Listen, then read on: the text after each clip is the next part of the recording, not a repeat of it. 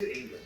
I was then 15 and a half years old and knew no one on the ship, so felt pretty miserable at leaving the old folk and country I knew so well. It was an astounding adventure, setting out alone from Cornwall to take up a position at Toorak Station near McKinley. Little did I know where I was heading, though being a very long voyage, I'd had plenty of time to wonder. The penultimate part of the journey, after a 4 or 5 day wait at the railhead, was by Cobb and Co coach from Hughenden to Eddington. The trip took 3 days. I suppose my fellow travellers and I got our £7 and 5 shillings worth.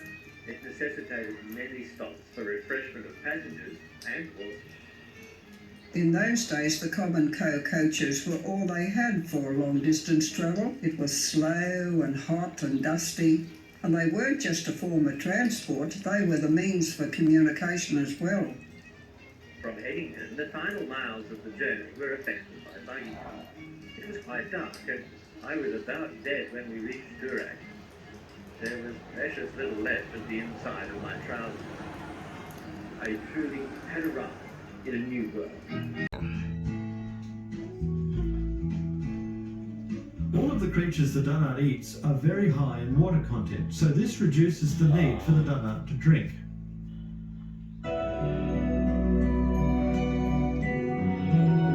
But when things get really tough, when there just isn't enough food or water around, they can put themselves on hold for a short time, going into a hibernation-like state called torpor.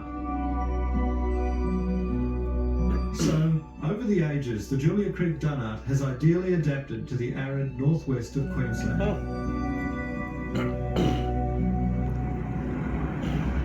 But they could never be ready for the changes that have occurred in the past couple of 100 years.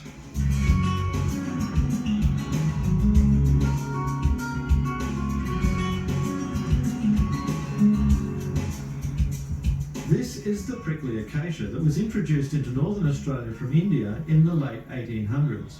The idea was that they would provide feed for the stock and shade from the hot sun. The reality is that they tend to damage native pastures, not to mention the habitats of native animals, like the Dunnart. Fucking crazy.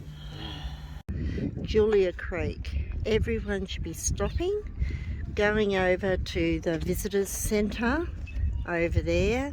Great information of the old cottages. Well worth it. One of the best I've seen. And a couple of pubs. Beautiful Anzac Memorial. And they've got the Carina Cafe Bakery, which is nice. Well worth a stop and spending some money to support the local township. Well done, Julia Creek.